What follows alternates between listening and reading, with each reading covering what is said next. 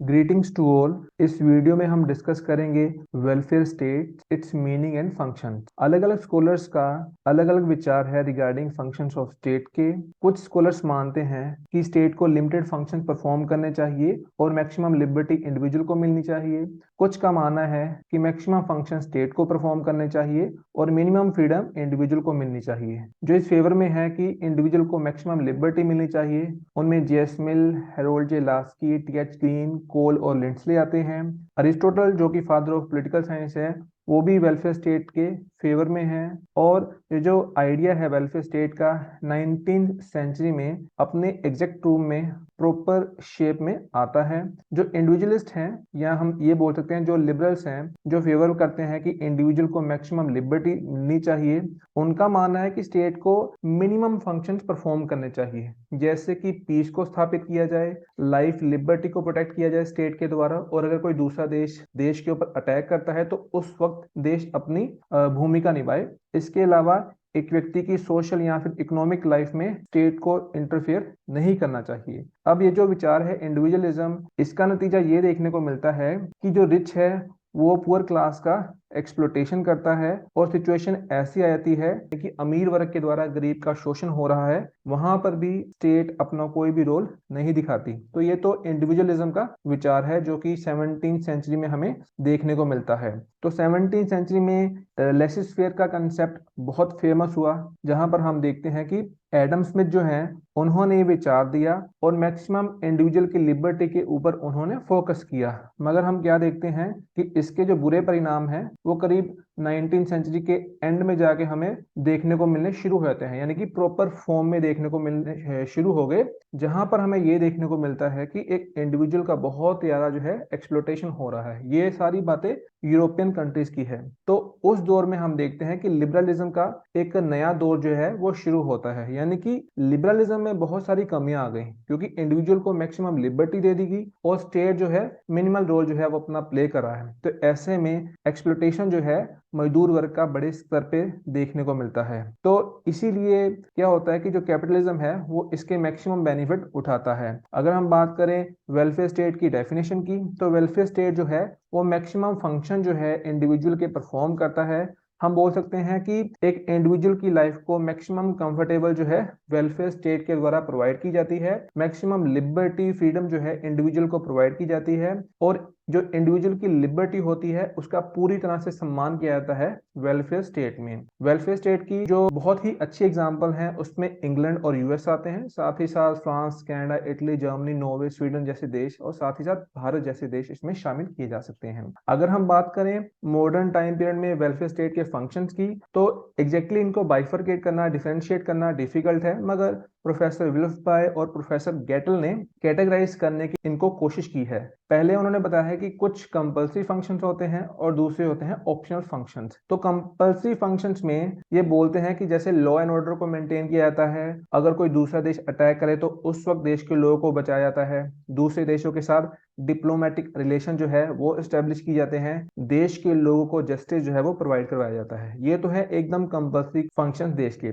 इसके अलावा और भी बहुत सारे फंक्शन जो है वो परफॉर्म किए जाते हैं देश के द्वारा, उन सभी को हम ऑप्शनल फंक्शंस बोलेंगे। तो ऑप्शनल फंक्शंस कौन कौन से होते हैं? सबसे पहले लाइफ और प्रॉपर्टी जो है वो इंडिविजुअल की, उसको प्रोटेक्ट करना, क्योंकि अगर इंडिविजुअल की लाइफ या फिर प्रॉपर्टी को ही नहीं प्रोटेक्ट किया जाएगा एक देश के द्वारा, तो ऐसे में एक व्यक्ति देश के ऊपर कैसे भरोसा जो है वो कर सकता है। और जहां पर एक व्यक्ति को अपनी लाइफ का थ्रेट बना रहेगा, उसकी प्रॉपर्टी सिक्योर नहीं है, तो वहां पर वो ग्रोथ कैसे कर सकता है। तो सबसे जो महत्वपूर्ण फंक्शन होते हैं स्टेट के, उसमें लाइफ एंड प्रॉपर्टी को सिक्योर करना इंडिविजुअल की। देन उसके बाद देश के ऊपर कोई एक्सटर्नल इन्वेजन होता है, तो ऐसे में देश के लोगों को प्रोटेक्ट किया जाएगा देश के द्वारा, क्योंकि जहां पर देश के अंदर लोग ही अपने आप को कंफर्टेबल फील नहीं करेंगे या उनके अंदर ऐसी फीलिंग आएगी कि उनके ऊपर किसी भी वक्त अटैक हो सकता है, तो ऐसे में वो स्टेट के द्वारा अपनी जिम्मेवारी ऐसे उनको महसूस होगा कि देश उनकी जिम्मेवारी जान की नहीं समझ रहा। तो देश के ऊपर अगर अटैक होता है तो देश के लोगों की जान की परवाह करना, ये वेलफेयर स्टेट का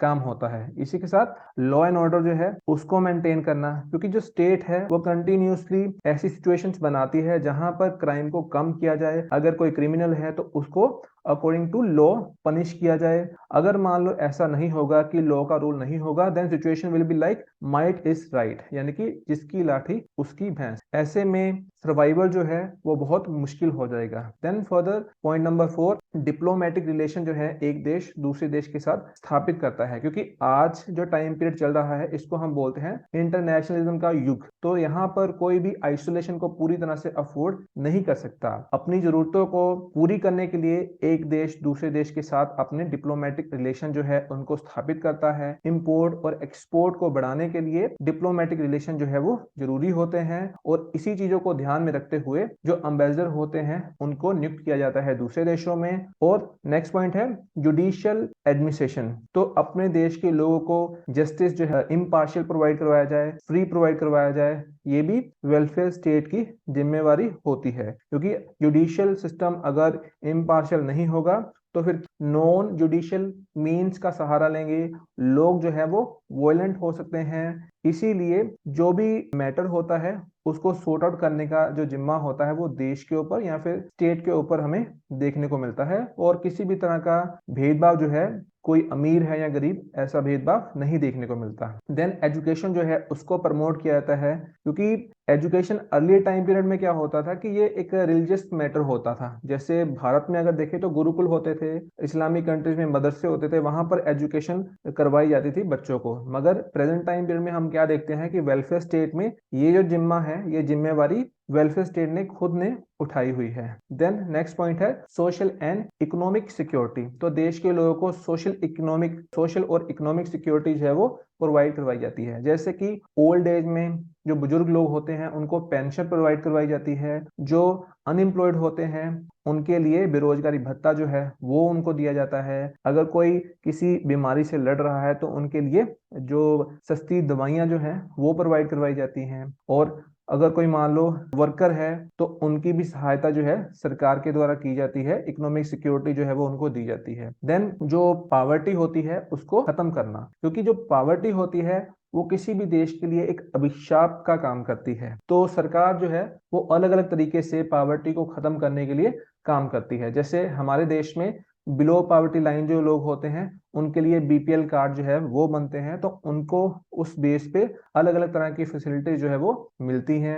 during Covid time period India में 80 करोड़ लोगों को फूड जो है फ्री प्रोवाइड करवाया गया था। साथ ही साथ हम देखते हैं कि मनरेगा जैसी स्कीम, जो विलेजेस एरिया होते हैं और उसके सराउंडिंग एरिया, वहां पर जो लेबर होते हैं उनको मिनिमम फिक्स डेज जो है काम प्रोवाइड करवाया जाता है। और इसके अलावा और भी बहुत सारे जो टास्क हैं वेलफेयर स्टेट के द्वारा परफॉर्म किया जाता है in order to eradicate poverty. Next point है इंप्रूवमेंट ऑफ हेल्थ। तो देश की जो हेल्थ होती है, लोगों की जो सेहत है, उसको सुधारने की कोशिश निरंतर सरकार करती है, क्योंकि ऐसा माना जाता है कि एक अच्छी लाइफ जो है जरूरी होती है एक अच्छे जीवन के लिए, एक तरीके से प्री कंडीशन होती है। तो इस चीज को पूरा करने के लिए, फुलफिल करने के लिए देश क्या करता है कि समय समय पर डॉक्टर जो है उनकी रिक्रूटमेंट करते हैं, हॉस्पिटल जो होते हैं उनको खुलवाते रहते हैं। हर एक जो भी बहुत ही मतलब ऐसे एरिया जहां पर बहुत ही कम बेनिफिट्स होते हैं या बहुत ही दूर दराज एरिया जो होंगे वहां पर भी हॉस्पिटल खुलवाए जाते हैं। इसके साथ साथ जो ड्रिंकिंग वाटर होता है उसको भी अच्छे ड्रिंकिंग वाटर को सभी लोगों तक पहुंचाया जाता है। ये ऐसी व्यवस्था जो है देश की सरकारों के द्वारा की जाती है वेलफेयर स्टेट के द्वारा। नेक्स्ट पॉइंट है मोरल एंड सोशल रिफॉर्म। तो समय के साथ साथ जो वेलफेयर स्टेट होती है मोरल रिफॉर्म, सोशल रिफॉर्म करती रहती है, क्योंकि सोसाइटी में हमने देखा है कि इन अर्लियर टाइम पीरियड बहुत सारी सोशल इविल होती थी, तो उनको दूर करना सरकारों की जिम्मेवारी होती है। हमने अर्लियर टाइम पीरियड में देखा जैसे स्लेवरी सिस्टम होता था, तो आज के टाइम में वो बहुत खत्म हो चुका है।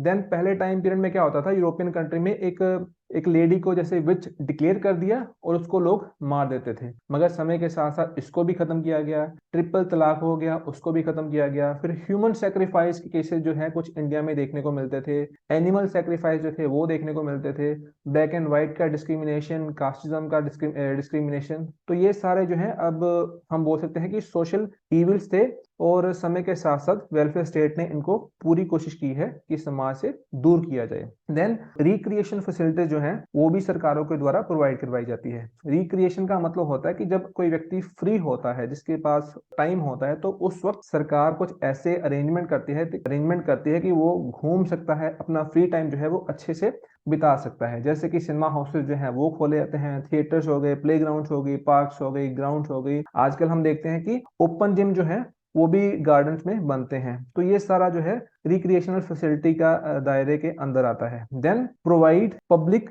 यूटिलिटी। तो यूटिलिटी जो होती है, एक तरीके से हम बोल सकते हैं कि ऐसी फैसिलिटी जो सभी लोगों के लिए होती हैं। जैसे कि हम बोल सकते हैं कि रेलगाड़ी हो गई, post office, television, production, supply of electricity, radio, ये सारी फैसिलिटी जो होती हैं इन सभी को हम बोलते हैं पब्लिक यूटिलिटी। क्योंकि ये सारी फैसिलिटी इंडिविजुअल अपने लिए खुद तैयार जो है नहीं कर सकता या फिर खुद इनका अरेंजमेंट नहीं कर सकता, तो वेलफेयर स्टेट इन सभी चीजों की खुद जिम्मेवारी उठाती है। नेक्स्ट पॉइंट है डेवलपमेंट ऑफ एग्रीकल्चर। तो डेवलपमेंट एग्रीकल्चर जो है उसमें हम देखते हैं कि ये सेक्टर तो प्राइवेट के ही अंडर आता है, मगर सरकार इन चीजों को अच्छे से जानती है कि इसकी जो जरूरत है वो देश के लिए निरंतर बनी रहती है। क्योंकि सरकारें इस चीज को भी समझती हैं कि इसकी शॉर्टेज अगर हो गई तो देश को बहुत बड़ा नुकसान जो है वो हो सकता है। हमने देखा है कि PL480 स्कीम के अंडर भारत को अमेरिका से फूड जो है वो मिलता था 1960s में। तो वहां पर जब अमेरिका ने हमें डराने की कोशिश की, जब हमारा पाकिस्तान के साथ वॉर हुआ, तो उस वक्त हमने इस चीज को एहसास किया इस चीज का। तो इसीलिए सभी वेलफेयर स्टेट इस चीज का ध्यान रखती है कि जो हमारा एग्रीकल्चर सेक्टर है उसको हमने कंटिन्यूसली डेवलप करना है। तो इसी चीज को ध्यान में रखते हुए बेटर सीड जो है उनको प्रोवाइड करवाया जाता है किसानों को। देन किसानों के कर्जे जो है वो माफ किए जाते हैं। कई बार हम देखते हैं कि किसानों को जो इलेक्ट्रिसिटी होती है वो फ्री में प्रोवाइड करवाई जाती है।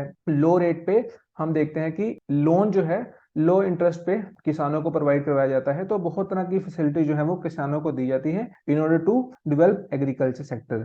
साथ ही साथ एग्रीकल्चर यूनिवर्सिटीज जो हैं उनकी स्थापना होती है। साइंटिफिक एग्रीकल्चर मेथड जो है उनका सहारा लिया जाता है ताकि ज्यादा से ज्यादा जो फूड है या फिर खेती बाड़ी है उसमें मदद ली जा सके साइंटिफिक मेथड्स की। Then make regulation regarding trade and industry. तो जो हमारे देश की इंडस्ट्री होती है, जो हमारे देश का ट्रेड होता है, उसके लिए भी रेगुलेशन समय समय पर आते रहते हैं। जैसे कि अगर हम बात करें इंडस्ट्री की या फिर ट्रेड की, तो वहां पर जो वर्किंग आवर होते हैं उनको फिक्स किया जाता है। रॉ मटेरियल जो होता है, जो इंडस्ट्री की रिक्वायरमेंट होती है, उसको भी प्रोवाइड करवाया जाता है। जो हमारी असेंशियल कमोडिटीज होती हैं, जो चीजें हम डेली रूटीन में इस्तेमाल करते हैं, उनके प्राइसेस बहुत ज्यादा ना हो जाए, तो उनको भी ये मतलब देखा जाता है, सरकारों की तरफ से उनका ध्यान रखा जाता है कि उनके प्राइसेस फिक्स कर दिए जाए ताकि सभी लोग उन चीजों को खरीद सकें। Then point number 15, development of natural resources. तो जब हम बोलते हैं नेचुरल रिसोर्सेज, तो एक तरीके से ये किसी भी देश की कुदरती संपत्ति होती है।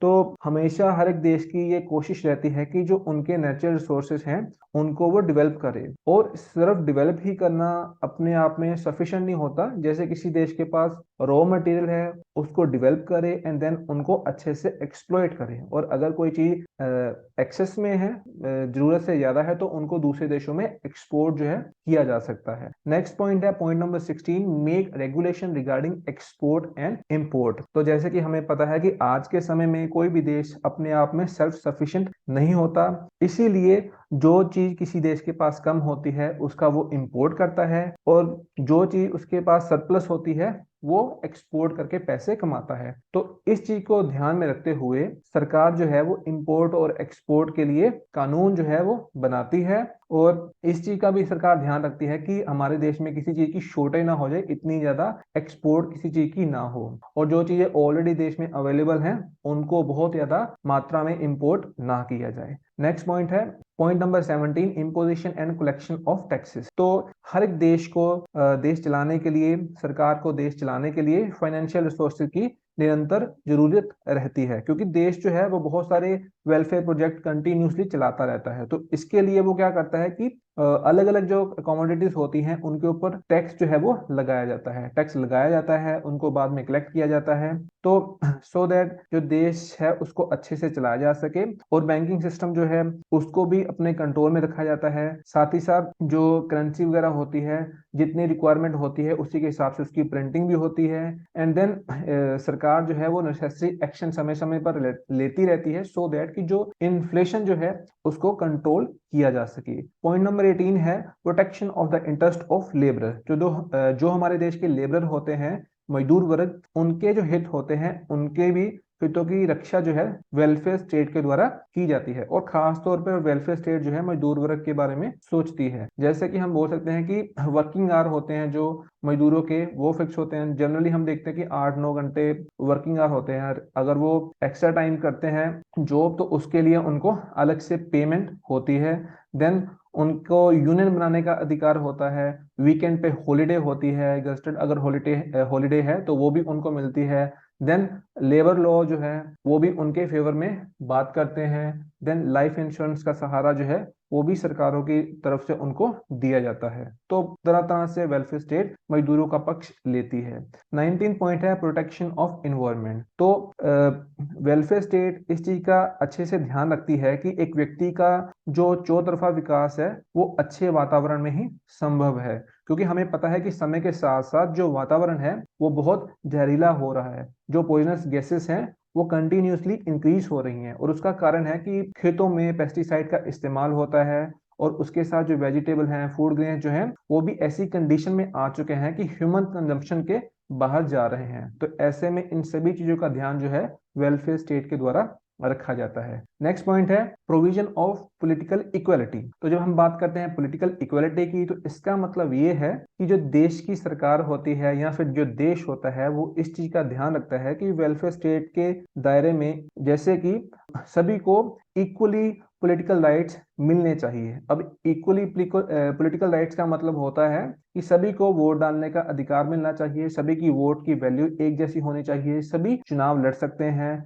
कोई भी किसी भी सरकारी पद पर नौकरी जो है वो कर सकता है, गवर्नमेंट को क्रिटिसाइज किया जा सकता है, कोई पिटीशन लगा सकता है, आरटीआई का सहारा जो है कोई भी ले सकता है। तो ये सारी एग्जाम्पल हैं जिससे ये साबित होता है कि पॉलिटिकल इक्वलिटी देश के सभी नागरिकों को प्रोवाइड करवाई गई है। जैसे कि India, US, Canada, France, great Britain जो है इसकी फाइनेस्ट एग्जाम्पल हैं। तो फाइनली हम कंक्लूड करते हुए ये बोल सकते हैं कि जो अभी तक हमने सारे पॉइंट्स किए हैं ये अपने आप में संपूर्ण ब्यौरा नहीं है वेलफेयर स्टेट के फंक्शंस का। एक तरीके से हम ये बोल सकते हैं कि जब एक छोटे से बच्चे का जन्म होता है और जब वो मरता है, कंटिन्यूसली हम देखते हैं कि वेलफेयर स्टेट जो है उसके साथ जुड़ी रहती है। मतलब हमें हमेशा स्टेट की या फिर देश की जरूरत पड़ती रहती है। तो कहने का मतलब एक व्यक्ति के इकोनॉमिक लाइफ को ही नहीं प्रभावित करता या फिर एक इकोनॉमिक लाइफ से नहीं जुड़ा होता। एक व्यक्ति की जो सोशल लाइफ होती है, इंटेलेक्चुअल लाइफ होती है, या एक तरीके से एक व्यक्ति का हर एक लाइफ का जो पहलू होता है उससे जो है वेलफेयर स्टेट जुड़ी होती है, सो दैट कि एक हाईएस्ट वैल्यू जो है लाइफ की एक इंडिविजुअल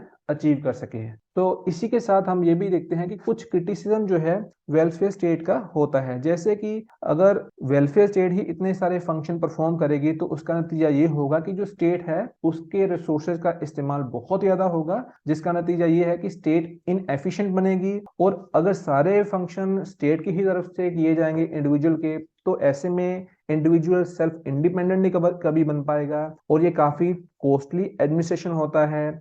और जब वेलफेयर स्टेट का कंसेप्ट हम देखते हैं तो वहां पर ब्यूरोक्रेसी जो है उसका रोल बढ़ता है। जब ब्यूरोक्रेसी का रोल बढ़ेगा तो ऑब्वियसली करप्शन बढ़ती है, रेड टेपिज्म जो है वो हमें ज्यादा बढ़ते हुए देखने को मिलती है। और जब स्टेट ही लिबर्टी प्रोवाइड कराने का जिम्मा उठा लेती है तो एक तरीके से कई बार ये भी देखने को मिलता है कि एक इंडिविजुअल की लिबर्टी जो है उसको कटेल किया जाता है स्टेट के द्वारा। So this is all about this topic. Thank you very much.